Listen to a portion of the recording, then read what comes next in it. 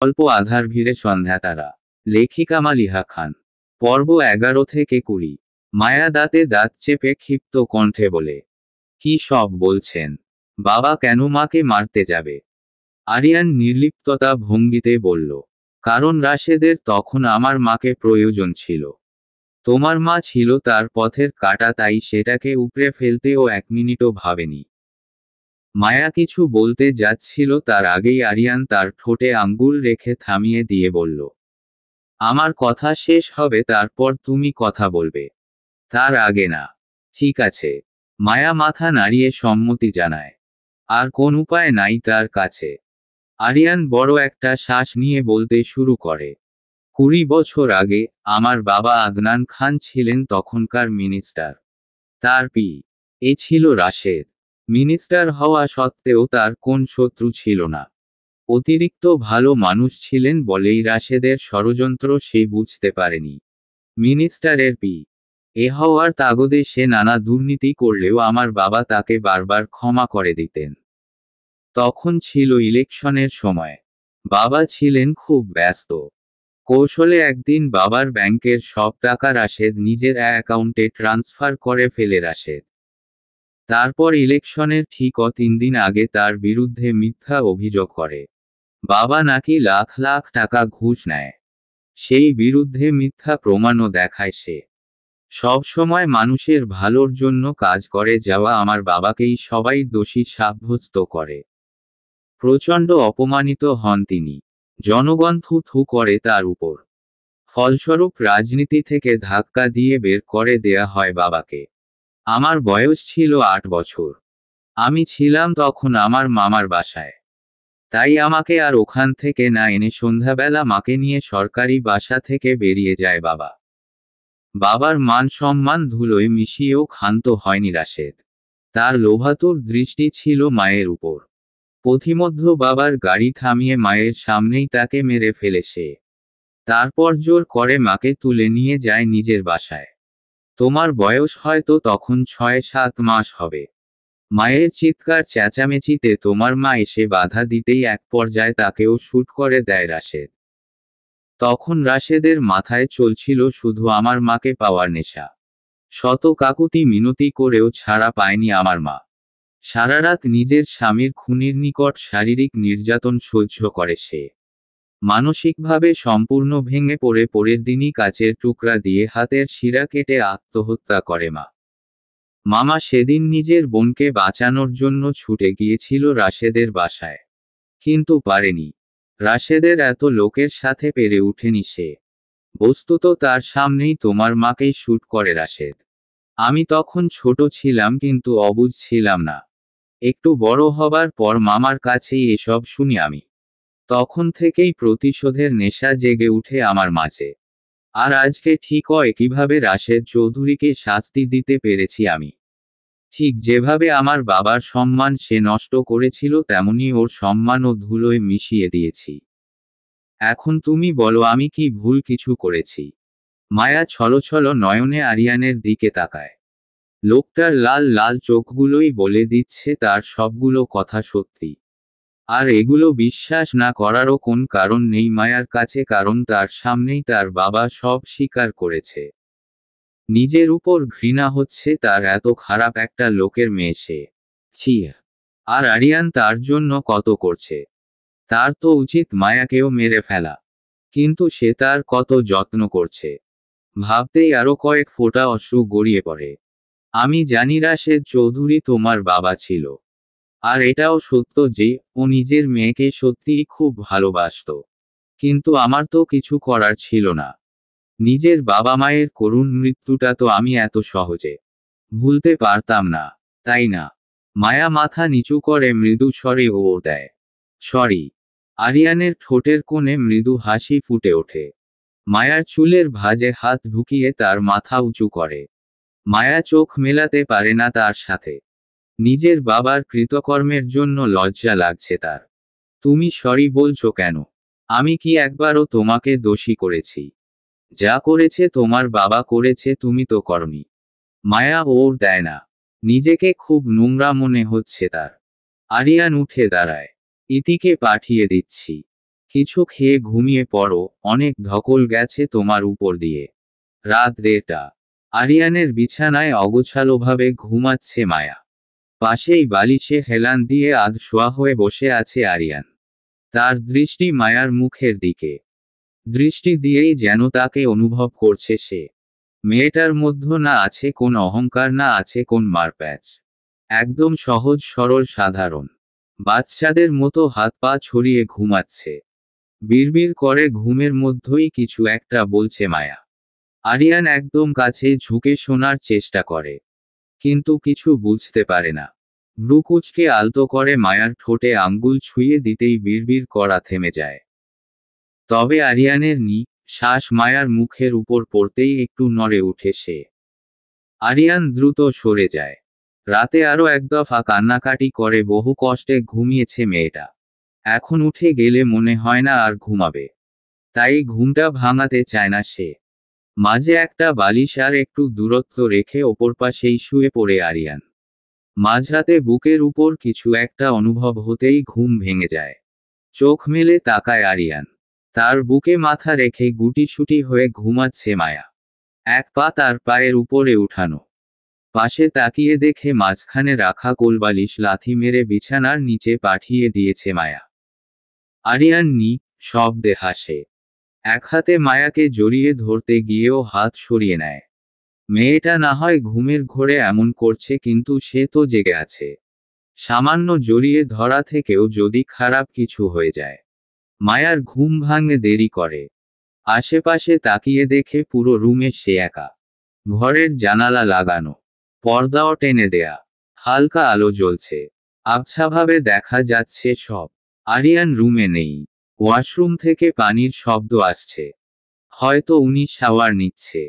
বড় একটা হাই তুলে উঠে বসে মায়া। কাল রাতে কাঁদতে কাঁদতে কখন যে এখানেই ঘুমিয়ে পড়েছে তার একদমই খেয়াল নেই। ঘড়ির দিকে তাকায়, কিন্তু আবছা আলোয় সময়টা বুঝতে পারে না। ঘুম ঘুম ভাবটা কাটানোর জন্য দুহাতে চোখ কোচলায়। তখনই ওয়াশরুমের দরজা খুলে বেরিয়ে আসে আরিয়ান।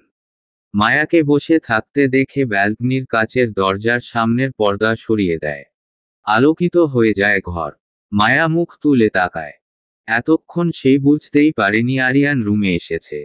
আরিয়ানের পরনে ব্ল্যাক ট্রাউজার, গলায় টাওয়াল ঝোলানো, জিম করা বডিতে বিন্দু বিন্দু পানির কণা। আরিয়ান গলার টাওয়ালটা নিয়ে চুল মুছতে মুছতে সামনের আয়না দিয়ে মায়ার দিকে তাকিয়ে বলে, ঘুম হয়েছে ঠিক মতো।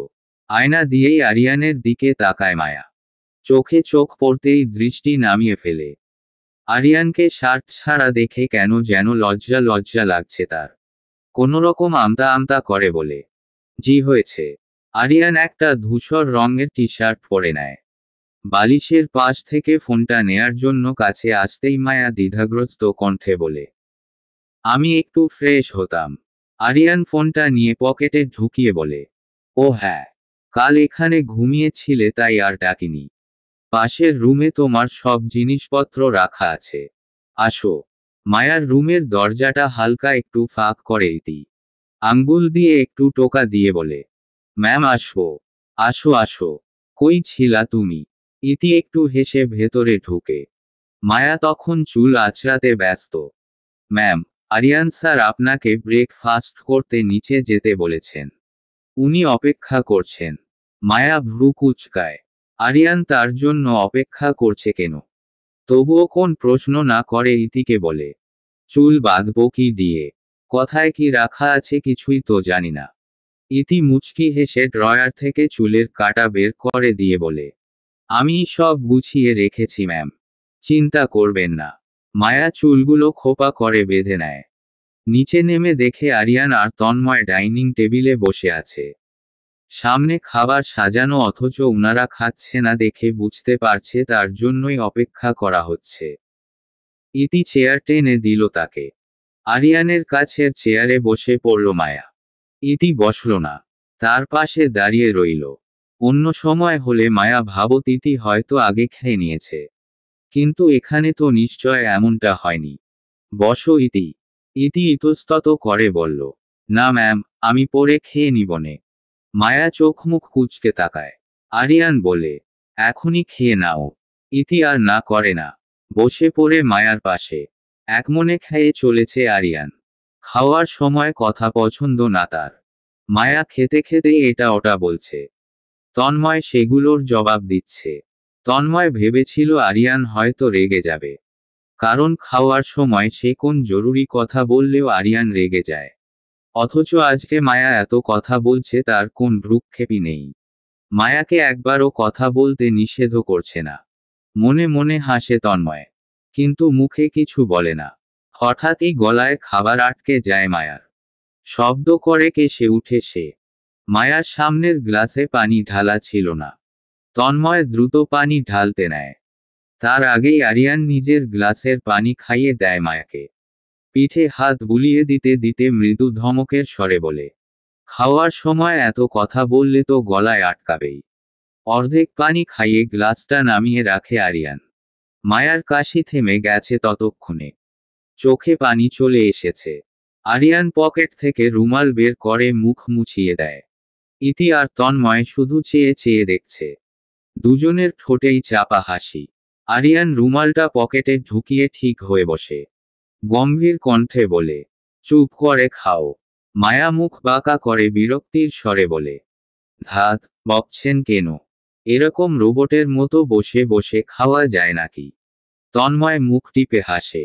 সে নিশ্চিত অন্য কেউ এই কথাটা বললে আরিয়ান তাকে বিনা বাক্য শুট করে দিত। আরিয়ান রাগী দৃষ্টি নিক্ষেপ করে খাওয়ায় মনোযোগ দেয়। খাওয়া শেষে যখন পানি খাবে তখন তন্ময় দ্রুত বলে, পানি চেঞ্জ করিয়ে দিচ্ছি ভাই। কারণ সে জানে আরিয়ান শুধু ওই গ্লাসেই পানি খায়। প্রয়োজন নেই, বলে মায়ার খাওয়া অর্ধেক পানিটা খেয়ে উঠে পড়ে আরিয়ান। গটগট করে হেঁটে উপরে চলে যায়। বিকেলবেলা নিজের রুমের ব্যালকনিতে বসে আছে মায়া। তার পাশে ইতি। আবারও মন খারাপ লাগছে তার। না চাইতেও বাবার কথা মনে পড়ছে। ভাবতেই অবাক লাগছে এই পৃথিবীতে তার সব থেকেও কিছু নেই। আপনজন বলতে ইতি ছাড়া কেউ নেই। আরিয়ান যে তাদের নিজের বাসায় রাখছে এটাই তো ঢের বেশি। দীর্ঘশ্বাস ফেলে মায়া, আপনাদের মধ্যেও কেমন সম্পর্ক? মায়ার ধ্যান ভাঙে। ইতির কথার বুঝতে না পেরে সে বলে, মানে মানে গতরাতে না আপনি আরিয়ান স্যারের রুমে ঘুমালেন? হ্যাঁ, তো তো সেটাই বলছি। বুঝতে পারছেন না? মায়ার বোধগম্য হয় বিষয়টা। বিচলিত কণ্ঠে সে বলে, তুমি যা ভাবছো সেরকম কিছু না। ইতি আর কিছু বলে না। তবে তার চেহারা দেখে বোঝাই যাচ্ছে মায়ার কথাটা সে খুব একটা বিশ্বাস করেনি। মায়াও চুপ করে যায়। চোখ বন্ধ করে ভাবে, মূলত তার কাছেও এই প্রশ্নের ও নেই। তার আর আরিয়ানের মধ্যে আসলে কিসের সম্পর্ক? অফিস থেকে ফিরেছে আরিয়ান। রাতের খাবার কখনোই খায় না সে। তাই রোজকার মতো সিগারেট হাতে ব্যালকনিতে দাঁড়িয়ে আছে। চারিদিকে গাঢ় অন্ধকার। বাড়ির সামনের লাইটগুলোও তার নির্দেশে এসময় বন্ধ করে দেয়া হয়। অন্ধকার খুব পছন্দের আরিয়ানের। তার এক সমুদ্র আধারে ঢাকা সঙ্গ জীবনে এই যান্ত্রিক আলোগুলো একেবারেই বেমানান, অনর্থক লাগে। একবার মায়ার খোঁজ নিয়েছিল। শুনেছে মেয়েটা নাকি সারাদিন রুমেই ছিল, বের হয়নি। শূন্য শূন্য লাগছে তার। কাল রাতে মায়া ছিল সাথে। সারারাত শান্তি মতো ঘুম হয়েছে। আশ্চর্যজনক হলেও কালকে কোনোরকম নেশাও করেনি। তবুও ঘুমটা হয়েছে একদম মনের মতো। আবারও সিগারেটে টান দেয় আরিয়ান। পুরো ব্যালকনি গুমোট ধোঁয়ায় ভরে গেছে। অ্যাশট্রেতে জমা হয়েছে অনেকগুলো আধপোড়া সিগারেটের অংশবিশেষ। আরিয়ানের অবচেতন মন বারবার মায়াকে খুব করে কাছে চাইছে। সেই চাওয়াটাকেই সিগারেটের ধোঁয়ায় সাথে উড়িয়ে দেওয়ার নির্মল প্রচেষ্টা করছে সে। দরজায় জোরে জোরে নক করার শব্দ হয়। আরিয়ান ঘাড় ঘুরিয়ে একবার তাকায়। তার রুমের দরজা লক করা না। কিন্তু কারো নক না করে প্রবেশ করার অনুমতি নাই। তন্ময় এসেছে ভেবে জোর গলায় সে বলে, দরজা খোলাই আছে, কাম ইন। ধীর পায়ে আরিয়ানের রুমে প্রবেশ করে মায়া। ঘরের আলো নিভানো। কোনোরকম পা ফেলে সামনে এগোয় সে। ব্যালকনিতে প্রবেশ করার সময় অন্ধকারে কিছু দেখতে না পেয়ে ধুম করে মাথায় বাড়ি খায়। উফ বলে ককিয়ে উঠতেই আরিয়ান সচকিত হয়ে পেছনে ফিরে। অবয়ব দেখে বুঝতে পারছে এটা মায়া। তুমি এখানে? আপনাকে ডাকতে এলাম। রাতে খাবেন না? তন্ময় বলেনি। আমি রাতে খাবার খাই না। তার দিকে এগিয়ে এলো মায়া। যেই হাতে সিগারেট ধরা সেই হাতের কবজি ধরে মুখের সামনে এনে বলল, তো কি খান? এসব ছাইপাশ। ফেলুন এটা। ইস কি বিশ্রী গন্ধ। সিগারেট পুড়ে ধোঁয়া উঠতেই হাত ছেড়ে একটু দূরে সরে যায় মায়া। একটু কেশে বলে, ওটা ফেলে চলুন, খাবেন। আরিয়ান জোরে একটা টান দেয় সিগারেটে। প্রায় শেষের দিকে ওটা।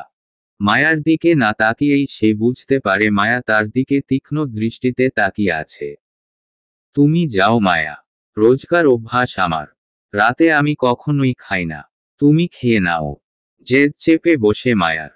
তন্ময়কে সে জোর গলায় বলে এসেছিল সে আরিয়ানকে রাতে খাইয়ে ছাড়বে। তন্ময় তাকে ঠাট্টার স্বরে বলেছিল সে নাকি জীবনেও পারবে না।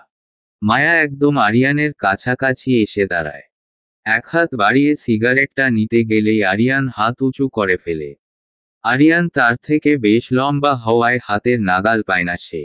দিন ওটা। আপনি এখন খেতে না গেলে আমিও সিগারেট খাবো। আরিয়ান তার দিকে তাকিয়ে শক্ত কণ্ঠে বলে, পাগলামি করো না, যাও। মায়া আরিয়ানের এক কাঁধে হাতের ভর দিয়ে পা উঁচু করে। আরেক হাত উপরে বাড়াতেই তার সম্পূর্ণ ভর যেয়ে পড়ে আরিয়ানের উপর। ব্যালেন্স রাখতে আরিয়ান এক হাতে তার কোমর পেঁচিয়ে ধরে। উঁচু হয়ে যাওয়ায় মায়ার গরম শ্বাসগুলো আরিয়ানের গলার সামনে পড়ছে। ক্ষণে ক্ষণে নিজের নিয়ন্ত্রণ হারাচ্ছে সে।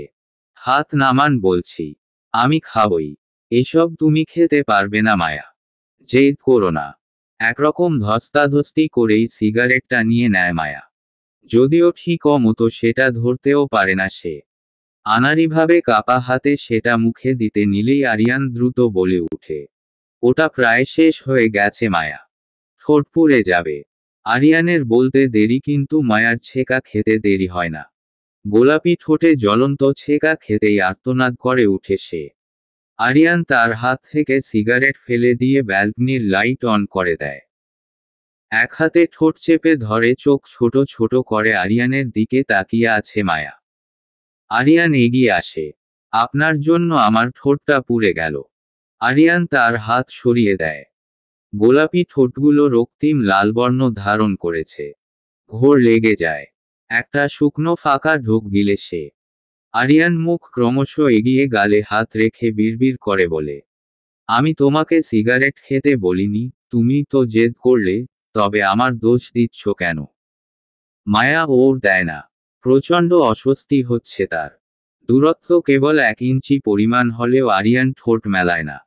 ঘোর লাগা কণ্ঠে বলে, এই ঠোঁটে কেবল ঠোঁটের ছোঁয়াই মানায় মায়াবতী। পোড়া সিগারেটের ছোঁয়া নয়। মায়া শিউরে উঠে।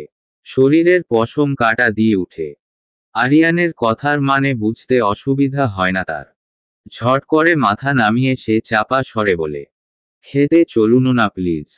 ডাইনিং টেবিলে বসে ঠোঁটে বরফ ঘষছে মায়া। ছেকাটা যে বেশ ভালোভাবেই লেগেছে এখন বুঝতে পারছে। প্রচণ্ড জ্বলছে যে। আরিয়ান খাচ্ছে তার পাশের চেয়ারে বসে। তন্ময় মুখে বিস্ময় নয় সোফায় বসে আছে। তার ভালো লাগছে আবার অবাকও লাগছে। আরিয়ান যত যাই হোক রাতের খাবার খায় না। মদ, সিগারেট খেয়েই রাত পার করে। আর আজকে মায়া বলতেই খেতে চলে এলো। মায়া তার দিকে ঠাট্টার দৃষ্টি নিক্ষেপ করলে সে হেসে ফেলে, মেয়েটার আসলেই অদ্ভুত ক্ষমতা আছে। আরিয়ান খাওয়া শেষ করে বলে, এখনো জ্বলছে। উহু, কমে গেছে। পাগল নাকি তুমি? এরকম কেউ করে? আপনি প্রথমে আমার কথা শুনলেই পারতেন। আমার আর এমন করা লাগতো না। আরিয়ান দীর্ঘ শ্বাস ফেলে উঠে যায়। মায়াও আর কিছু বলে না। বিছানায় শুয়ে এপাশ ওপাশ করছে মায়া। বারবার সেই শ্বাসরুদ্ধকর সময়ের কথা মনে পড়ছে। আরিয়ানের কথাগুলো কানে বাজছে। আরিয়ান আজ তাকে মায়াবতী বলে সম্বোধন করেছিল কেন? কোন বিশেষ কারণে? টানা 2 ঘন্টা শাওয়ার নিয়ে বেরিয়ে এলো আরিয়ান। অসহ্য লাগছে তার। কিছুতেই নেশা হচ্ছে না, ঘুম আসছে না। সেন্টার টেবিলে অর্ধেক খাওয়া ড্রিঙ্কসের গ্লাস রাখা। ঘড়ির কাঁটা প্রায় 2:30 ছুঁই ছুঁই। একবার বিছানার দিকে তাকালো সে। খালি বিছানা দেখে একটা চাপা দীর্ঘ শ্বাস বেরিয়ে আসলো। কিছুক্ষণ এপাশ ওপাশ পায়চারি করেও লাভ হলো না। মায়া হয়তো এতক্ষণে ঘুমিয়ে গিয়েছে। আচ্ছা, তাকে এই রুমে নিয়ে আসলে কি খুব ক্ষতি হয়ে যাবে? খুব বেশি অনুচিত হয়ে যাবে। ক্ষতি হলে হবে, সে তো অন্তত একটু শান্তিতে ঘুমাতে পারবে। কখনো কখনো একটু স্বার্থপর হওয়াই যায়। দরজা ঠেলে ভেতরে ঢুকে আরিয়ান। তার মানে, সে দরজা লক করে ঘুমায় না। বিছানার একদম মাঝখানে হাত পা ছড়িয়ে ঘুমাচ্ছে মায়া। মাথাটা বালিশে নেই। বালিশ থেকে অনেকটা নিচে।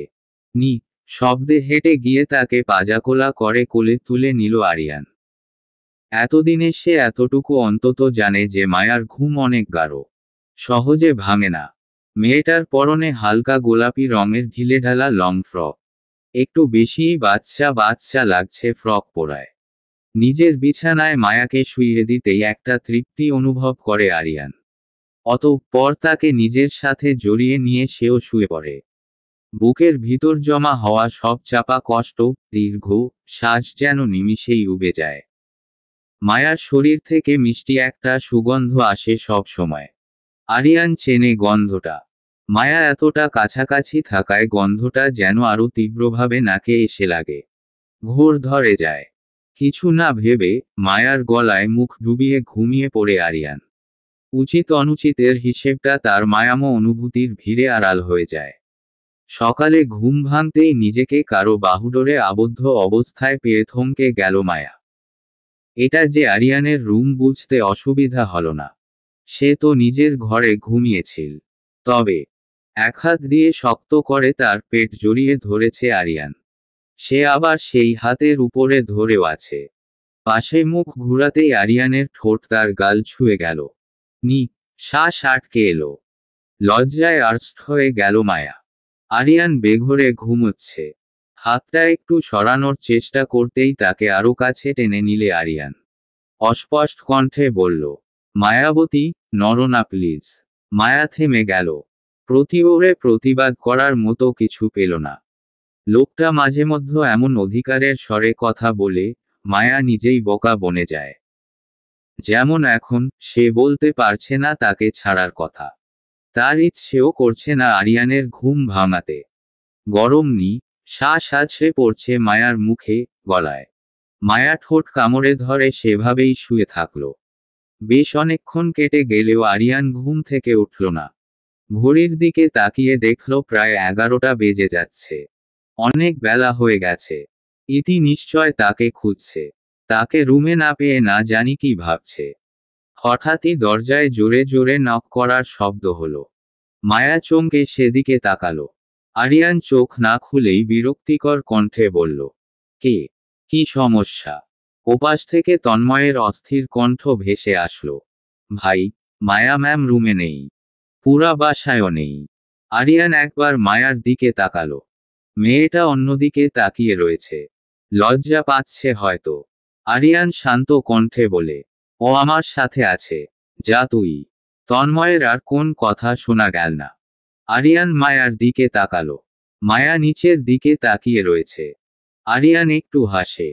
মায়ার গাল দুটো লজ্জায় লাল হয়ে আছে। মায়ার উপর থেকে হাত সরিয়ে নেয় সে। মায়া যেন হাঁফ ছেড়ে বাঁচে। ঘাড় কাত করে আরিয়ানকে দিকে তাকায়। আরিয়ান তার দিকেই তাকিয়ে ছিল ফলে চোখাচোখি হয়ে যায়। মায়া মৃদু কণ্ঠে বলো, আপনি আমাকে এখানে এনেছেন কেন? আরিয়ান গায়ের চাদর সরিয়ে উঠে বসে। এত বেলা করে সে কখনোই ঘুমায় না। মায়া এসে তার সব নিয়ম ভঙ্গ করে দিচ্ছে। একটা ছোট হাই তুলে সে বলে, তোমাকে ছাড়া ঘুম আসছিল না মায়াবতী। আরিয়ানের সোজা সাপটা ওড়ে আবারও বোকা বনে যায় মায়া। কিছু বলতে পারে না। সে উঠে বসে। তার গায়ে ওড়না নেই।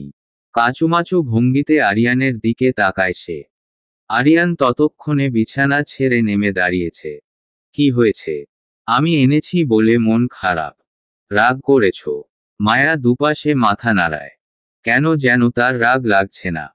তবে লজ্জা লাগছে খুব করে। কথা পর্যন্ত বলতে পারছে না।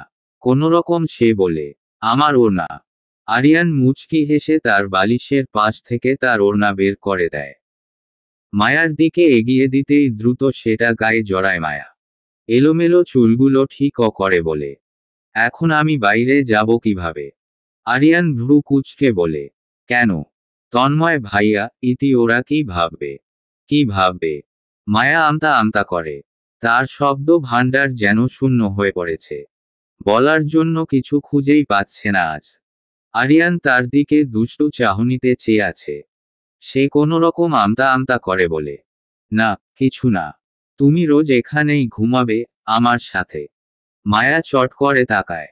আরিয়ানের কণ্ঠে গভীর অধিকার প্রকাশ পাচ্ছে। সে জিজ্ঞাসু কণ্ঠে বলে, কেন? কারণ তোমাকে ছাড়া আমার ঘুম আসে না। আরিয়ান অনেকক্ষণ আগেই অফিসে চলে গেছে। দেরি হয়ে যাওয়ায় ব্রেকফাস্টও করেনি। বাসায় আবারও একা হয়ে গেছে মায়া আর ইতি। আরিয়ান তাকে বাসার সব জায়গায় যেতে বলেছে। যাওয়ার আগে বলে গেছে নিজের রুমে বসে থাকতে বোরিং লাগলে যেন সারা বাসায় ঘুরে বেড়ায়। তাই সে আর ইতি বাড়ির সামনের বাগানে ঘুরে বেড়াচ্ছে। হঠাৎই মায়ার চোখ গেল বাগানের এক কোণে একটা ছোট্ট মতন ঘরের দিকে। সে ধীর পায়ে এগিয়ে গেল ওখানটায়। ইতিও তার পিছু পিছু গেল। ওখানে কিছু গার্ড দাঁড়িয়ে আছে। মায়া কাছে যেয়ে তাদেরকে জিজ্ঞেস করল, এটার ভিতর কি? একজন গার্ড নম্রভাবে ওর দিল, ম্যাম, এখানে স্যারের পোষা কুকুরেরা থাকে। মায়া ভয়ে একটু পিছিয়ে গেল। কুকুর সে ছোট থেকেই ভয় পায়। ভীত কণ্ঠে সে বলল, কুকুরেরা মানে? কয়টা কুকুর উনার? গার্ডটা মায়াকে ভয় পেতে দেখে একটু হেসে বলল, দুইটা। একজন মেল একজন ফিমেল। আপনি ভয় পাবেন না ম্যাম। ওদের ট্রেনিং দেয়া আছে। কামড়াবে না। ওরা স্যারের খুব প্রিয়। মায়াও আচ্ছা মাথা নাড়ায়। সে বুঝতে পারছে আরিয়ানের খুব প্রিয় এরা দুজন। নেটের দরজার দিয়ে দেখা যাচ্ছে বড় বড় পশম কুকুরগুলোর। একজন ঘুমিয়ে আছে। আরেকজন তার পাশে বসে আছে। সাইজে সাধারণ কুকুরের তুলনায় অনেক বড়। দুজন একই রকম দেখতে। আচ্ছা, আরিয়ান ওদেরকে আলাদা করে কিভাবে? মনের প্রশ্নটা মনেই রেখে দিল মায়া। আরিয়ান আসলে তাকে জিজ্ঞেস করবে ভেবে। হলরুমের সোফায় পা তুলে বসে টিভি দেখছে মায়া।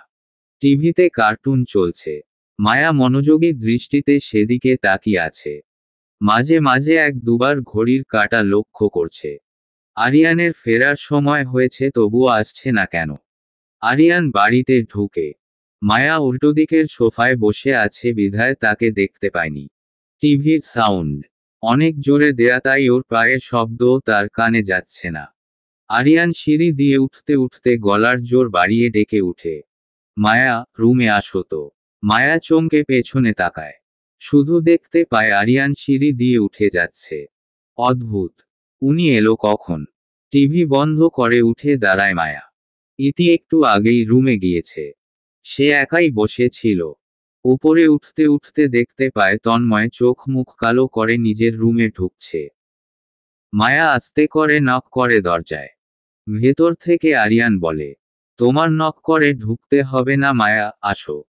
মায়ার ঠোঁটের কোণে মৃদু হাসি ফুটে উঠলেও সে সেটাকে আড়াল করে ভেতরে ঢুকে। দেখে আরিয়ান আয়নার সামনে দাঁড়িয়ে ঘড়ি খুলছে। তার দিকে তাকাতেই সে লক্ষ্য করে আরিয়ানের চোখজোড়া অসম্ভব রকমের লাল হয়ে আছে। আঁতকে উঠে সে, কিন্তু মুখে কিছু বলে না। আরিয়ান মুচকি হাসে। আজকাল মায়া কাছাকাছি থাকলেই কেমন যেন শান্তি শান্তি লাগে তার। তার গায়ে এত জ্বর, মাথা ব্যথায় চোখ পর্যন্ত খুলতে পারছিল না। আর এখন কতটা ভালো লাগছে। মাথা ব্যথাও যেন হাওয়ায় মিলিয়ে গিয়েছে। হয়তো এখনো মাথা ব্যথা করছে কিন্তু সে অনুভব করতে পারছে না। মায়া কাছে থাকলে অন্য কিছু অনুভব করতে ইচ্ছে হয় না তার। তখন সে কেবল মায়াতেই মগ্ন থাকে। কাছে আসো। গুটি গুটি পায়ে তার সামনে যেতেই কোমর ধরে তাকে একদম কাছে টেনে নেয় আরিয়ান। কপালে উত্তপ্ত ঠোঁটের উষ্ণ স্পর্শ দিলে কেঁপে উঠে মায়া। তড়িৎগতিতে হাতের উল্টোপিঠ দিয়ে আরিয়ানের গাল ছুঁয়ে দিতেই চোখ মুখে নিমিষেই অদ্ভুত ব্যাকুলভাবে ফুটে উঠে। অস্থিরতায় ভরা কণ্ঠে বলে, আপনার গায়ে প্রচণ্ড জ্বর। আরিয়ান মাদক মাখা নয়নে একদৃষ্টিতে তার দিকে থাকে। মায়ার চোখে মুখে তার জন্য অস্থিরতা দেখে মনে মনে একরাশ প্রশান্তির হাওয়া বয়ে যায়। চোখ বন্ধ করে ফেলে সে। মাথার ব্যথাটা কি তাহলে আবারও হচ্ছে? জানি মায়াবতী, এই জ্বরেয়া আমার কিছু হয় না। আরিয়ানের কণ্ঠে কেমন যেন জোরতা। মায়া বুঝতে পারে আরিয়ান জ্বরের ঘোরে এসব বলছে। জ্বরে যেন পুড়ে যাচ্ছে তার শরীর। মায়া তাকে জোর করেই বিছানায় বসিয়ে দেয়। আপনি বসুন, আমি ওষুধ নিয়ে আসছি। আপনার জ্বর বেড়ে যাচ্ছে।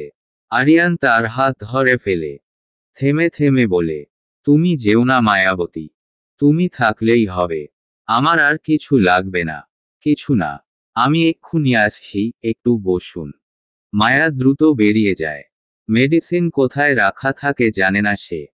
তন্ময়ের রুমে যেয়ে নক করতেই দরজা খুলে তন্ময়। তাকে কিছু বলার সুযোগ না দিয়েই মায়া বলে, ভাইয়া, উনার তো খুব জ্বর। জ্বরের ওষুধ কোথায় আছে? তন্ময় রাগ নিয়ে কিছু একটা বলতে চায়, কিন্তু বলতে পারে না। মায়ার অস্থির চাহনি দেখে সে নরম কণ্ঠে বলে, চলুন, দিচ্ছি। একটু আগে এ নিয়ে আরিয়ানের সাথে তার এক প্রকার রাগারাগি হয়েছে। অসুস্থ হলে কখনোই নিজের খেয়াল রাখে না আরিয়ান। সামান্য ওষুধও খেতে চায় না। আজ যে প্রচণ্ড জ্বর, তবু শত বলেও ডাক্তারের কাছে নিতে পারেনি। এখন যদি মায়ার কথায় একটু ওষুধ খায় তাহলেই শান্তি। আরিয়ানকে বিছানায় হেলান দিয়ে বসিয়ে দিয়েছে তন্ময়। মাথা কাত করে চোখ বন্ধ করে রেখেছে আরিয়ান। মায়ার কথাতে ওষুধ খেয়েছে সে, তবে জ্বর এখনো কমেনি। মায়া সুপের বাটি হাতে ঘরে ঢুকে। তন্ময় একটু সরে দাঁড়ায়। আরিয়ানের পাশে বসে পড়ে মায়া এক চামচ স্যুপ মুখের সামনে ধরে বলে, হা করুন। আরিয়ান আধো আধো ভাবে তাকায়। মায়ার অন্য হাতটা শক্ত করে ধরে বিনা বাক্য মুখ হা করে। মায়ার লজ্জা লাগে। তন্ময়ের সামনে উনি এভাবে হাত ধরে রেখেছেন। তন্ময় না জানি কি ভাবছে। মায়ার নত চেহারার দিকে তাকিয়ে তন্ময় বুঝে তার অস্বস্তি হচ্ছে। আপনি তাহলে খাইয়ে দিন, কোন দরকার হলে আমাকে ডাক দিয়েন। মায়া মাথা নাড়িয়ে সম্মতি জানায়। তন্ময় বেরিয়ে যায়। আরিয়ানকে পুরো বাটির স্যুপ খাইয়ে দিয়ে স্বস্তির শ্বাস ফেলে মায়া বাটিটা টেবিলে রেখে পানি খাইয়ে দেয়। এখনো তার হাতটা ধরে রেখেছে আরিয়ান। আরিয়ানের পিঠের পিছে বালিশ দেয়া, সেটা সরিয়েই তাকে শুইয়ে দিতে হবে। হাতটা ছাড়িয়ে তার দুবাহু ধরে সে বলে, একটু সামনে আসুন, বালিশটা সরাবো। আরিয়ান আবছাভাবে তাকায়। লাল লাল মণিগুলোয় ঘোর লাগা চাহনি। হুট করে মায়ার দুই গালে হাত রেখে সে নেশাতুর কণ্ঠে বলে, can I kiss on your lips? কিছুক্ষণ ভাবাবেগ শূন্য হয়ে চেয়ে থাকে মায়া। চোখের পাতায় নেমে আছে একরাশ দম বন্ধকর অনুভূতি। সে জানে আরিয়ান জ্বরের ঘোরে এমন কথা বলছে, তবুও তার লজ্জা লাগছে। এমন কথায় কার না লজ্জা লাগবে? সরাসরি ঠোঁটে চুমু খাওয়ার জন্য অনুমতি চাইছে। আরিয়ান ওরের আশায় তাকিয়ে আছে সেই একই দৃষ্টিতে। সেই চাহনিতে গভীর তৃষ্ণা। মায়া আমতা আমতা করে কিছু বলতে যায়, কিন্তু পারে না।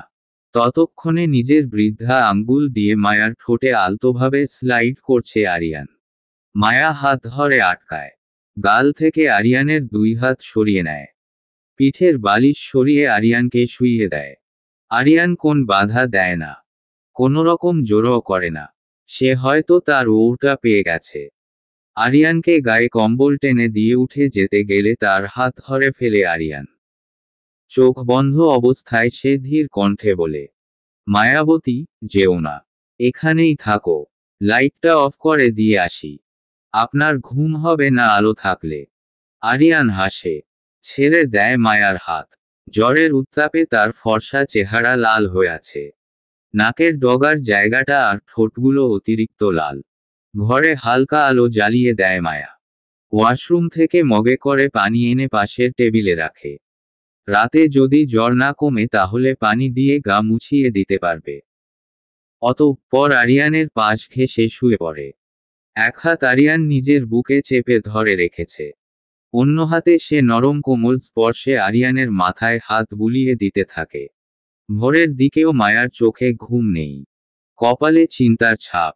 ওষুধ খাইয়েছে অনেকক্ষণ হলো, তবুও জ্বর কিছুতেই নামছে না। উল্টা ক্রমাগত বেড়ে চলেছে। জ্বরে কাঁপছে আরিয়ান। তার শরীরের তাপে মায়ারও গরম লাগছে। ছোট্ট একটা শ্বাস ফেলে উঠে যায় মায়া। এত রাতে তন্ময়কে ডাকতে কেমন যেন একটা অস্বস্তি হচ্ছে। তাই আর ডাকল না। ঘরের আলো জ্বালিয়ে দিল। ড্রেসিং টেবিল থেকে একটা রুমাল নিয়ে মগের পানিতে ভিজিয়ে প্রায় 1 ঘন্টা কপালে পানি দেওয়ার পর জ্বর কিছুটা কমে এলো। আরিয়ানের এতক্ষণ অচেতন ছিল। জ্বর নেমে যেতেই শরীর ঘামে ভিজে গেল। মায়া গায়ের কম্বল সরিয়ে দিল। আরিয়ানের জ্বরের ঘোর কেটে যায়। চোখ মেলে তাকায় সে। তবে ঘুমের রেশ কাটেনি। মায়াকে তার পাশে বসে থাকতে দেখে বলে, মায়া, তুমি? আছি আছি, আপনার কাছেই আছি। কোথাও যাইনি। আরিয়ান হেসে ফেলে। মায়ার বলার ধরন শুনে প্রচণ্ড হাসি পায় তার। নিশ্চিত সে জ্বরের ঘোরে উল্টাপাল্টা বকছিল। এই সমস্যা তার আছে। তবে আগে এসব শোনার মতো কেউ ছিল না। একা একাই কথা বলতো। একা একাই জ্বর সেরে যেত। এসব নিয়ে মাথা ঘামাতো না সে। আরিয়ানকে একা একাই হাসতে দেখে ভ্রু কুঁচকে ফেলে মায়া। হাসছেন কেন? তোমাকে খুব জ্বালিয়েছি তাই না? বিরক্ত হয়েছ? উহু, বিরক্ত হইনি। বাস্তবিকই মায়ার এক ফোঁটা বিরক্তিও আসেনি। বরং চিন্তা হচ্ছিল। সারাটা সময় অস্থিরতায় কেটেছে। নিজে অসুস্থ হলেও কখনো এতটা টেনশন হয় না তার। আরিয়ানের শার্ট ঘামে ভিজে শরীরের সাথে লেপ্টে আছে। মায়া ইতস্ততভাবে বলল, শার্টটা খুলে ফেলুন। ঘেমে গেছেন। এভাবে থাকলে ঠান্ডা লেগে যাবে। আরিয়ান উঠে বসে। শার্টের 3টা বোতাম খুলতেই মায়া চোখ নামিয়ে নেয়। আজকাল হুটহাট লজ্জা লাগে তার। খুব লজ্জা। উঠে গিয়ে সে তোয়ালে নিয়ে আসে। আরিয়ানের দিকে এগিয়ে দেয়। শরীর মুছে নিন। আরিয়ান মায়ার নত মুখের দিকে তাকায়। তোয়ালেটা নিয়ে গা মুছতে মুছতে বলে, এত লজ্জা পেও না। কাবার্ড থেকে টি শার্ট বের করে দাও। মায়া কোন ওর দেয় না। টি শার্ট বের করে দিলে সেটা পরে নেয় আরিয়ান। হাই তুলে মায়া। সারা রাত ঘুম হয়নি। এখন ঘুম পাচ্ছে। মায়া যে লাইট নিভিয়ে দেয়। আরিয়ান বালিশ ঠিক করতে করতে বলে, দরজা খোলা মায়া। দরজা লক করে ঘুমাতে আসো। বিছানায় গা এলিয়ে ক্লান্তিতে দুচোখ বন্ধ করে মায়া। তার চুলে পরম স্নেহে হাত বুলিয়ে দিচ্ছে আরিয়ান। আজকে জ্বরের ঘোরেও লোকটা তার সাথে খারাপ কিছু করেনি। কোনোরকম জোর করেনি। নিজের নিয়ন্ত্রণ হারায়নি। সকালে আরিয়ানের রুম থেকে বেরিয়ে আসতেই তন্ময়ের মুখোমুখি হয় মায়া। তাকে দেখেই তন্ময় প্রশ্ন করে, ভাইয়ের জ্বর কমেছে? জি। এখন নেই জ্বর।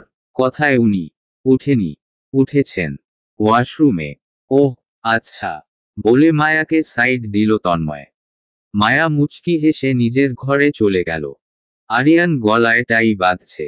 অফিসে যাবে সে। মায়া বসে আছে তার সামনের সোফায়। সে বসে বসে মনোযোগ দিয়ে আরিয়ানের টাই বাঁধা দেখছে। আরিয়ান সন্দিহান কণ্ঠে বলে, আমাকে এভাবে কি দেখছো? আপনার টাই বাঁধা দেখছি, আপনাকে না। আরিয়ান হেসে দেয়। কাবার্ড খুলে একটা বক্স বের করে মায়ার সামনে এক হাঁটু গেড়ে বসে। মায়ার বাম পা টেনে নিজের পায়ের উপর রাখতেই মায়া তাড়াহুড়ো করে বলে, কি করছেন?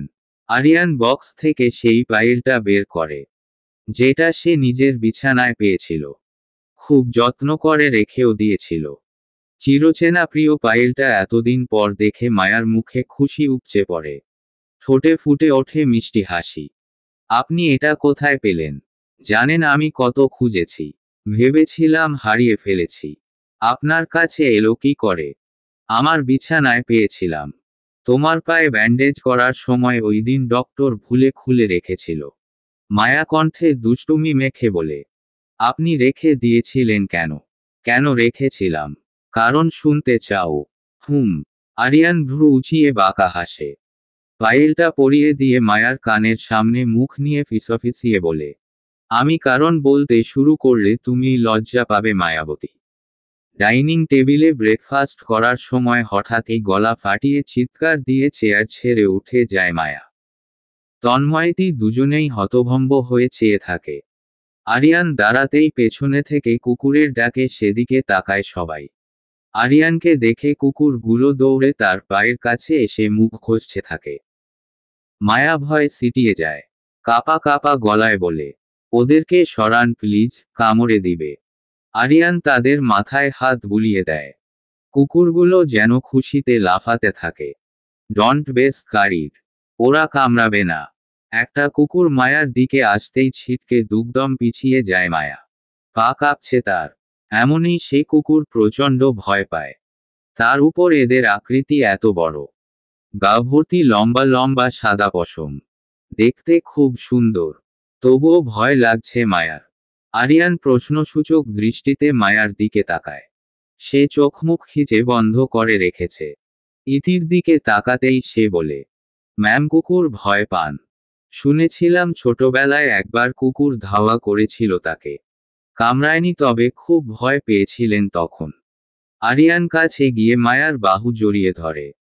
হাতের ইশারায় কুকুরগুলোরও বসতে বললেই তারা সুন্দর মতো পাশাপাশি বসে লেজ নাড়াতে থাকে।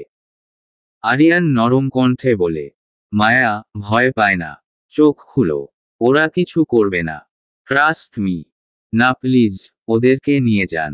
ভয় লাগছে। আরিয়ান ছোট্ট একটা শ্বাস ফেলে তন্ময়কে ইশারা করে। তন্ময় মাথা নাড়িয়ে কুকুর দুটোকে গার্ডেনে নিয়ে যায়। মায়া ধীরে ধীরে চোখ মেলে। আরিয়ান তাকে ছেড়ে দাঁড়ায়। নিজের চেয়ারে বসতে বসতে বলে, খাবার শেষ করো। ওরা এখন আসবে না। মায়া চুপচাপ খেতে বসে। তার কেন যেন মনে হচ্ছে আরিয়ান তার উপর রেগে আছে। গতকাল গার্ড বলেছিল কুকুরগুলো আরিয়ানের খুব প্রিয়। তবে কি সে ভয় পাওয়ায় আরিয়ান রেগে গিয়েছে? কিন্তু সে কি করবে? তার তো সত্যিই খুব ভয় করছিল। খাওয়া শেষে হাত ধুয়ে রুমে যেতে নিলেই আরিয়ান তার হাত টেনে ধরে। মায়া জিজ্ঞাসু দৃষ্টিতে তাকাতেই সে বলে, আসো আমার সাথে। মায়া আর কিছু বলে না। আরিয়ানের পিছে পিছে গার্ডেনে এসে দাঁড়ায়। আরিয়ান তার হাত ধরেই সেই ছোট্ট ঘরটার সামনে নিয়ে যায়। গার্ডরা দরজা খুলে দেয়। আরিয়ান ভেতরে ঢুকতে ঢুকতে বলে, ভয় পাবে না, ঠিক আছে? মায়া ফট করে বলে দেয়, আপনি আমার সাথে রাগ করেছেন। আরিয়ান ভ্রু কুঁচকায়। হেসে দিয়ে বলে, রাগ করব কেন? আমি ওদের ভয় পেলাম তাই। ওরা তো আপনার খুব প্রিয়। আরিয়ান মৃদু হেসে বলে, তুমিও আমার খুব প্রিয় মায়াবতী। প্রিয় মানুষের সাথে রাগ করা যায় না। আর তোমার সাথে তো একদমই না। মায়ার জানতে ইচ্ছে করে, কেন তার সাথে রাগ করা যাবে না। কিন্তু জিজ্ঞেস করতে পারে না। কেন? ওই লজ্জা। তার যে খুব লজ্জা লাগছে। ভেতরে ঢুকেতেই কুকুরগুলো দাঁড়িয়ে লেজ নাড়াতে থাকে। মায়া একটু পিছিয়ে যায়। আরিয়ান তাকে বুকের সাথে জড়িয়ে নেয়। বলে, আমি আছি তো। ওরা কামড়ালে কি আমি তোমাকে এখানে আনতাম বলো? মায়া ওর দেয় না। ভীত নয়নে কুকুরগুলোর দিকে চেয়ে থাকে। আরিয়ান হাত দিয়ে ইশারা করে বলে, ওর নাম জ্যাক আর ওর নাম জেনি। ওদেরকে আমি নিয়ে এসেছিলাম প্রায় 3 বছর আগে। তখন ওরা একদম বাচ্চা ছিল। এখানেই বড় হয়েছে। খুব আদরের। বুঝলে? মায়া মৃদু স্বরে বলে, হু। একজন এসে মায়ার পায়ে মাথা ঘষতেই মায়া আরিয়ানের বাহু খামছে ধরে বুকে মুখ লুকায় মায়া। আরিয়ান তার চুলের ভাঁজে হাত গলিয়ে আশ্বস্ত করে বলে, জ্যাক আদর নিতে এসেছে। মাথায় হাত বুলিয়ে দাও। দেখো তোমার ভয় কেটে যাবে। মায়া ঘাড় বাঁকিয়ে তাকায়। কুকুরটা ক্রমাগত তার পায়ে মাথা ঘষছে। সেই কাপা কাপা হাতে মাথায় আদর করতেই তার হাতে জিহ্বা দিয়ে চেটে দেয় জ্যাক। মায়া আঁতকে ওঠে, হাত সরিয়ে নেয়।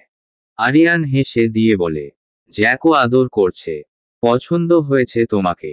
মায়ার ঠোঁটের কোণে মৃদু হাসি ফুটে ওঠে।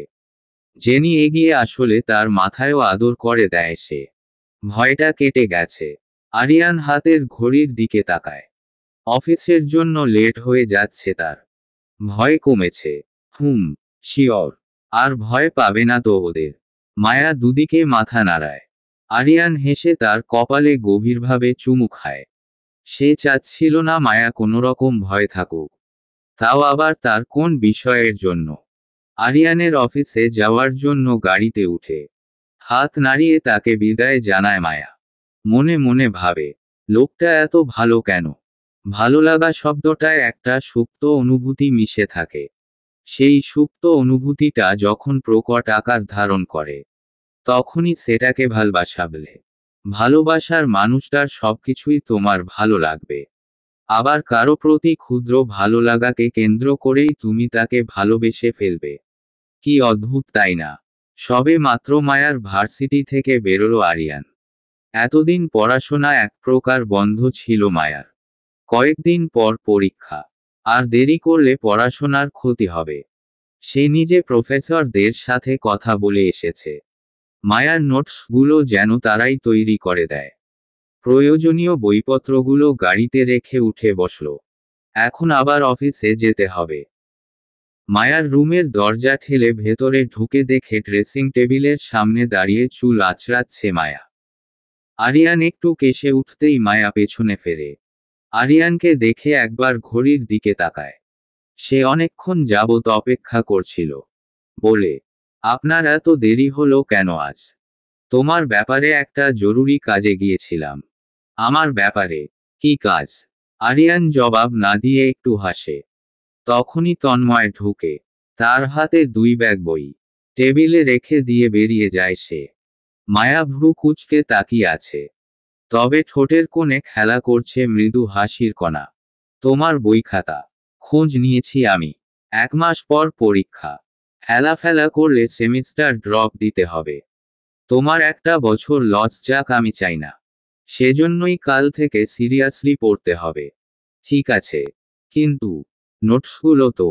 আগের সব নোটস কাল সকালে পেয়ে যাবে। আর নতুনগুলা রোজ সন্ধ্যায় এসে দিয়ে যাবে। ওকে। মায়া মিষ্টি করে হাসে। 2 দিন যাবৎ সে ভাবছিল আরিয়ানকে বলবে এই ব্যাপারে। কিন্তু বলেনি, পাছে আরিয়ান রাগ করে এই ভয়। অথচ আজ আরিয়ান নিজেই সব ব্যবস্থা করে ফেলল। কিভাবে যে লোকটা সব আগে আগে বুঝে যায় ভেবে পায় না মায়া। M-M-M-M-M-M-M। আরিয়ানের ঘুমন্ত চেহারার দিকে এক দৃষ্টিতে চেয়ে আছে মায়া। আরিয়ানের শক্ত বাহুডোরে আবদ্ধ সে।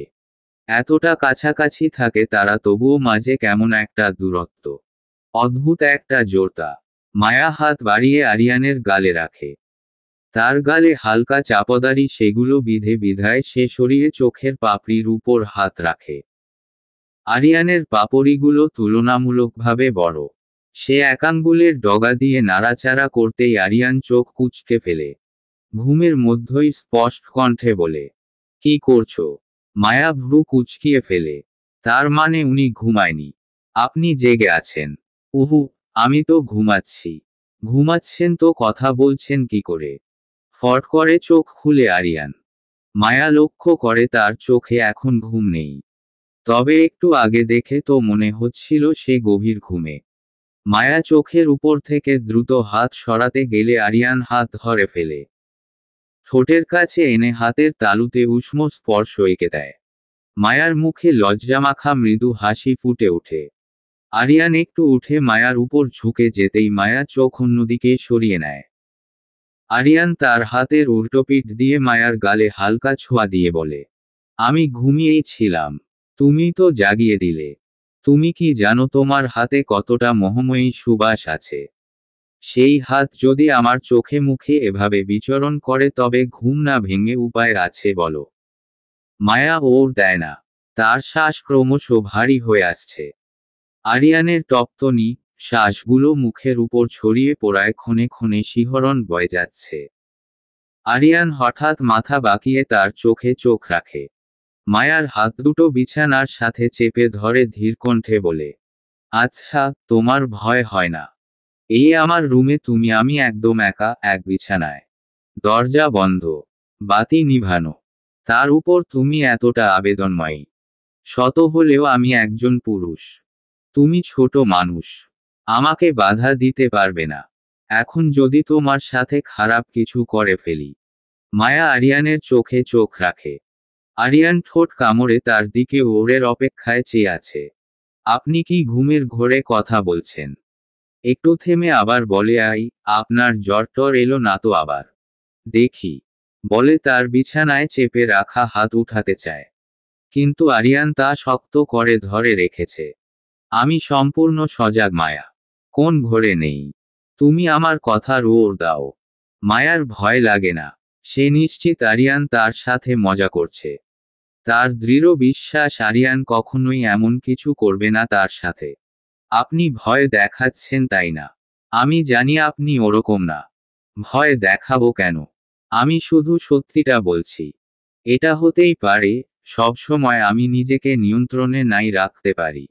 After all you are too much attractive, বলে মায়ার সারা মুখে চোখ বুলায় আরিয়ান। মায়া অবিশ্বাসের কণ্ঠে বলে, এরকম মজা করছেন কেন? আমার ভালো লাগছে না। ছাড়ুন তো। আরিয়ান এমন ভাব করে যেন তার কথা শুনতাই পায়নি। সে চোখ ঘুরিয়ে ঘুরিয়ে বলতে থাকে, এরকম খোলা চুল, ঘুম ঘুম চেহারা, আর তোমার ঠোঁটগুলো তো জাস্ট। গায়ে ওড়নাও নেই। I can't control myself Maya. Do you know how much hurt you are looking? Maya এবার জোরে কান্না করে দেয়। আরিয়ান আর নিজেকে আটকে রাখতে পারে না। মায়ার হাত ছেড়ে দিয়ে তার উপর থেকে সরে গিয়ে শব্দ করে হেসে ফেলে। আরিয়ানের হাসি দেখে মায়ার কান্নার বেগ বেড়ে যায়। হেঁচকি তুলে বাচ্চাদের মতো কাঁদতে থাকে সে। আরিয়ানের হাসি যেন থামছেই না। সে হাসতে হাসতেই উঠে বসে ব্যঙ্গ করে বলে, আমি মজা করছিলাম মায়া, ডোন্ট ক্রাই। মায়ার কান্না থামে না। দুহাতে মুখ ঢেকে কাঁদছে সে। আরিয়ান এখনো হাসছে। সে শুধু একটু মজা করতে চাচ্ছিল। তবে তার অভিনয় মনে হয় একদমই ভালো না। এজন্যই মায়া তার কথাগুলো বিশ্বাস করছিল না। লাস্টে হয়তো একটু বেশিই বলে ফেলেছে। আরিয়ান বহু কষ্টে নিজের হাসি থামিয়ে মায়াকে টেনে তুলল। পাশে বসিয়ে মাথায় পিছের দিকে হাত রেখে বলল, আচ্ছা, আর কাঁদে না তো? তুমি তো আমার কথাগুলো বিশ্বাসই করনি। তো এভাবে কাঁদছো কেন? কান্নার দমকে কেঁপে কেঁপে উঠছে মায়া। কোনোরকম থেমে থেমে সে বলল, আ আপনি ওরকম বিশ্রীভাবে কেন?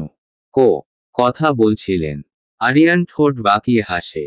সে বুঝতে পারছে সে একটু অতিরিক্তই বলেছে। তার মায়াবতী খুবই নরম, কোমল। এসব কথা তার সইবে না। ভয় পেয়েছ? উহু, আমি আমি জানি আপনি অমন নন। আরিয়ান শুধু এতটুকুই জানতে চেয়েছিল যে মায়া তাকে কতটা বিশ্বাস করে।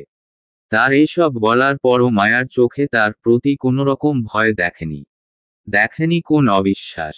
ভাবতেই অন্যরকম ভালো লাগায় ছেয়ে যাচ্ছে ভেতরটা। মায়ার মুখ থেকে হাত সরাতেই মাথা নিচু করে ফেলল মায়া। এখনো কাঁদছে সে।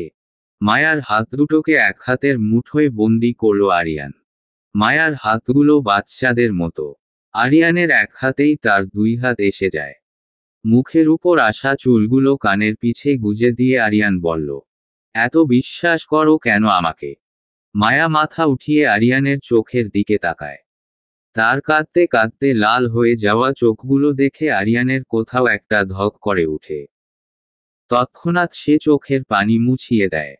মায়া আবারও কয়েক ফোঁটা জল বিসর্জন দিয়ে ও দেয়। জানি না। আরিয়ান তাকে কাছে টেনে এক হাতে আগলে ধরে। মাথাটা বুকে চেপে দৃঢ় কণ্ঠে বলে, আর কাঁদবে না। কান্না বন্ধ কর। বেশ খানিকটা সময় নিয়ে মায়ার কান্না থামে। ঘাসের উপর যেভাবে শিশির লেপ্টে থাকে ঠিক সেভাবেই আরিয়ানের প্রশস্ত বুকের সাথে মিশে থাকে সে। আরিয়ান হঠাৎ রেগে উঠে, মায়া, বলেন, আমি না হয় মজা করছিলাম, কিন্তু কথাগুলো কিন্তু সত্যি ছিল। তোমাকে কিন্তু এখন খুবই। এটুকু বলতেই মায়া চোখ রাঙিয়ে তাকায়। দাঁতে দাঁত চেপে বলে, আপনি আবারও? আবছা আলয় মায়ার এমন চাহনিতে শব্দে হেসে ওঠে আরিয়ান। সকালে নিজের রুমে ওয়ার্কআউট করছিল আরিয়ান। জিমোম্যাট বিছানো মেঝেতে। পাশে দুটো ডাম্বেল রাখা। মায়া তখনও ঘুমে। আরিয়ানও ডাকেনি। কাল রাতে এত ক্যাদে এখন ঘুমাচ্ছে। ঘুমাক। পুশ আপ দিতে দিতে হঠাৎই থেমে যায় আরিয়ান। তার দৃষ্টি নিবন্ধিত হয়ে যায় মায়ার সদ্য ভাঙা ঘুম ঘুম চেহারায়। মায়া আধো আধোভাবে চোখ খুলছে। এক হাত দিয়ে তার পাশে হাত রাখছে। আরিয়ানকে খুঁজছে হয়তো। পাশে না পেয়ে ঝট করে চোখ খুলে মায়া। চারপাশে চোখ বুলাতেই আরিয়ানকে চোখে পড়ে। ততক্ষণে মাথা নামিয়ে পুশআপে মনোযোগ দিয়েছে আরিয়ান। তার পেটানো সুঠাম দেহ থেকে দরদর করে ঘাম ঝরছে। গায়ের চাদর সরিয়ে মায়া উঠে বসে। চোখ মুখ ফুলে আছে তার। চোখ কচলিয়ে সামনে তাকাতেই আরিয়ানের সাথে চোখাচোখি হয়ে যায়।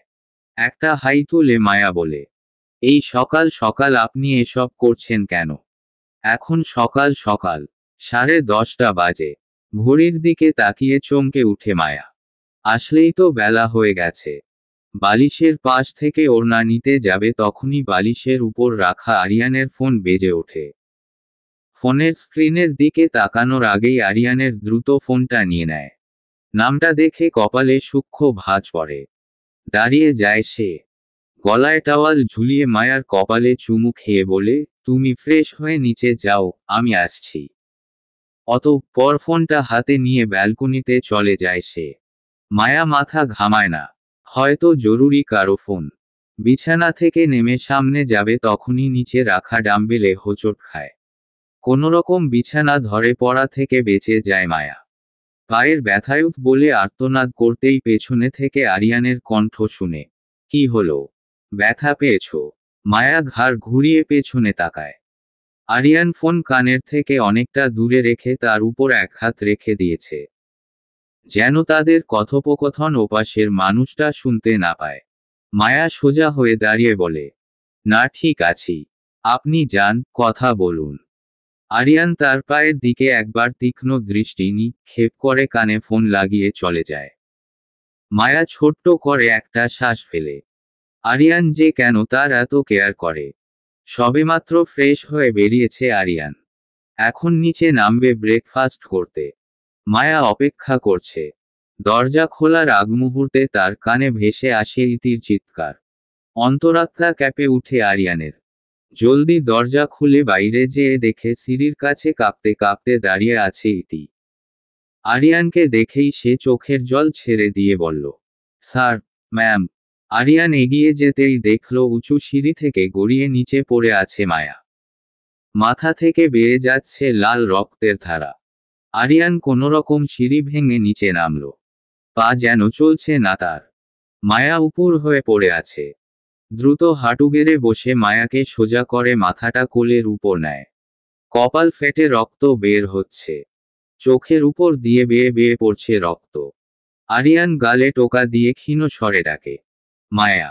চোখ খুলো, মায়াবতী। তার কণ্ঠে স্পষ্ট ভয় প্রকাশ পাচ্ছে।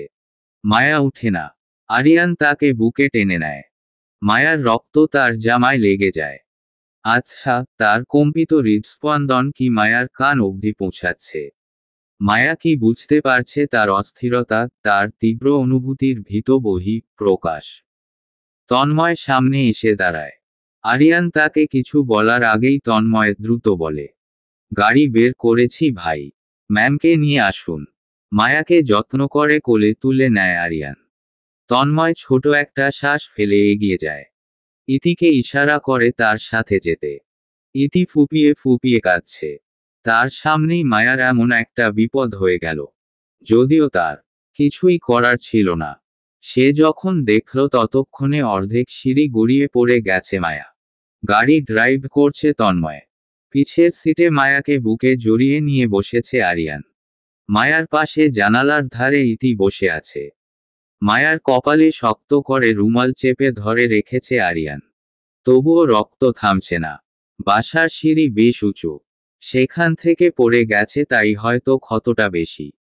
আরিয়ান একবার মায়ার মুখের দিকে তাকায়। ফর্সা মুখটা ফ্যাকাশে হয়ে আছে। মুহূর্তেই দৃষ্টি সরিয়ে নেয় সে। মেয়েটাকে এত আগলে আগলে রাখার পরও কেন তার সাথেই এসব হয়? কেন ওর উপর দিয়েই সব বিপদ যেতে হয়? হাহ। Tanmoy, drive fast. আর কতক্ষণ লাগবে? এই তো ভাই, পৌঁছে গেছি। গাড়ি থামে হসপিটালের সামনে। রাস্তা ভর্তি মানুষ।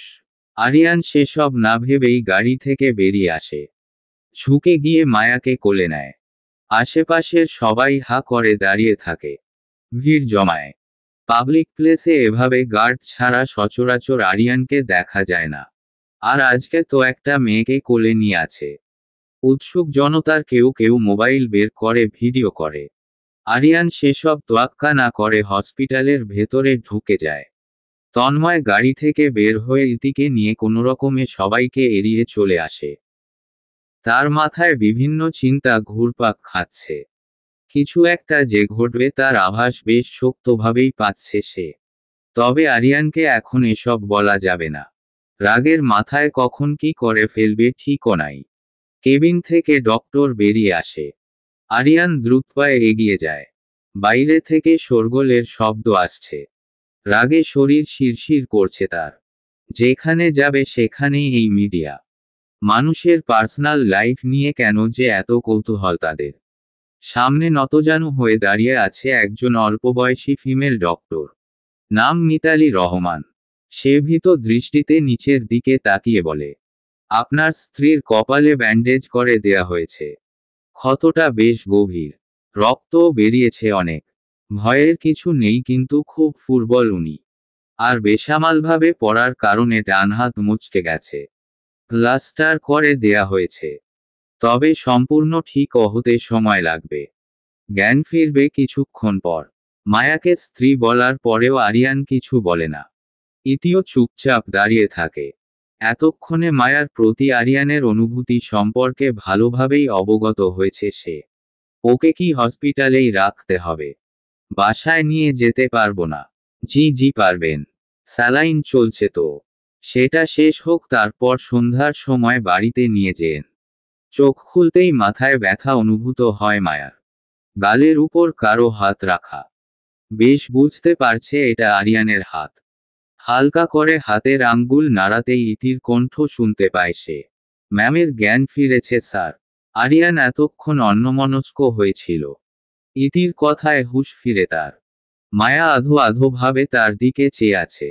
আরিয়ান যেন প্রাণ ফিরে পায়। স্বস্তির শ্বাস ছাড়ে আলতো করে মায়ার মাথায় হাত রাখে সে। ধীর গলায় বলে, কেমন লাগছে এখন? ব্যথা হচ্ছে বেশি? মায়া মৃদুভাবে দুপাশে মাথা নাড়ায়। ব্যথা হচ্ছে, কিন্তু এতটাও বেশি নয়। আরিয়ানকে দেখেই বুঝতে পারছে সে খুব চিন্তায় ছিল। তার টেনশন আর বাড়াতে চায় না সে। হাতে দিকে তাকাতেই আঁতকে উঠে মায়া। জিজ্ঞাসু দৃষ্টিতে আরিয়ানের দিকে তাকাতেই সে বলে, ডোন্ট ওয়ারি, একটু ফ্র্যাকচার হয়েছে, ঠিক হয়ে যাবে। মায়া উঠতে চায়, তবে হাতে ভর দিতে পারছে না। স্যালাইন চলছে। আরিয়ান তাকে ধরে উঠায়। বুকের সাথে হেলান দিয়ে বসায়। ইতির সামনে মায়া লজ্জা পেলেও মুখে কিছু বলে না। ইতির দিকে তাকাতেই সে মুচকি হাসে। প্রতি ওরে মায়াও হাসে। আরিয়ান এক হাতে ফোনে কিছু একটা করছে আর আরেক হাত মায়ার কোলের উপর রাখা। কিছুক্ষণ পর মিতালি কেবিনে প্রবেশ করে। মায়াকে আরিয়ানের বুকে দেখে একটু হাসে সে। আরিয়ান খানকে না চেনে। রাগী মেজাজি মানুষ সে। ভয়ে প্রেস মিডিয়ায়ও তার সম্পর্কে কোন বাজে ভুয়া নিউজ ছড়ানো হয় না। অথচ নিজের স্ত্রীর প্রতি কতটা যত্নশীল সে। যদিও সে জানতো আরিয়ান অবিবাহিত, কিন্তু এই মেয়েটাকে দেখে তার আরিয়ানের স্ত্রী ছাড়া কিছু মনে হয়নি। আর যদি মেয়েটা তার স্ত্রী নাই হতো, তাহলে নিশ্চয় তাকে স্ত্রী বলার পর আরিয়ান কোন রিয়েক্ট করত।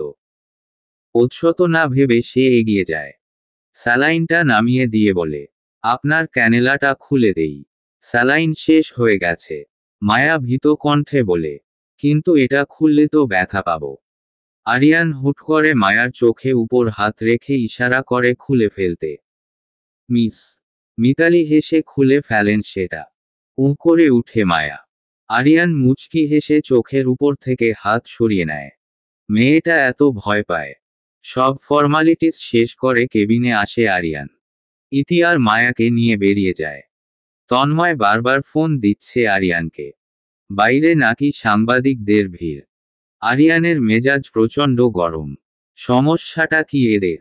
বের হতেই এত মানুষ দেখে চমকে উঠে মায়া। আরিয়ান তার পিঠের পিছ দিয়ে বাহু জড়িয়ে ধরে। আশ্বস্তভরা কণ্ঠে বলে, আমি আছি তো, ভয় পায় না। সাংবাদিকরা একটার পর একটা ছবি তুলছে। ক্যামেরার ফ্ল্যাশে প্রচণ্ড অস্বস্তি লাগছে মায়ার। মাথা নিচু করে আরিয়ানের পিঠের শার্ট খামচে ধরে আছে সে। তন্ময় দ্রুত সামনে আসে। অস্থিরভাবে বলে, ভাই আপনি ম্যামকে নিয়ে গাড়িতে বসুন। এদের কথায় কান দিয়েন না। রাগের মাথায় রাস্তায় সিন ক্রিয়েট হয়ে যাবে। ভিড় ঠেলে সামনে যেতে পারে না আরিয়ান। তার আগেই সাংবাদিকরা ঘিরে ধরে, একের পর এক প্রশ্ন ছুড়ে। ইনি কে স্যার? আপনার গার্লফ্রেন্ড? আপনারা কি গোপনে প্রেম করছেন? অবৈধ সম্পর্ক? এ কি আপনার রক্ষিতা? এ পর্যায়ে এসে রাগের সীমা ছাড়িয়ে যায় আরিয়ানের। তুমুলভাবে গর্জে উঠে সে বলে, just shut up. She is my wife. আমার স্ত্রী। চলবে।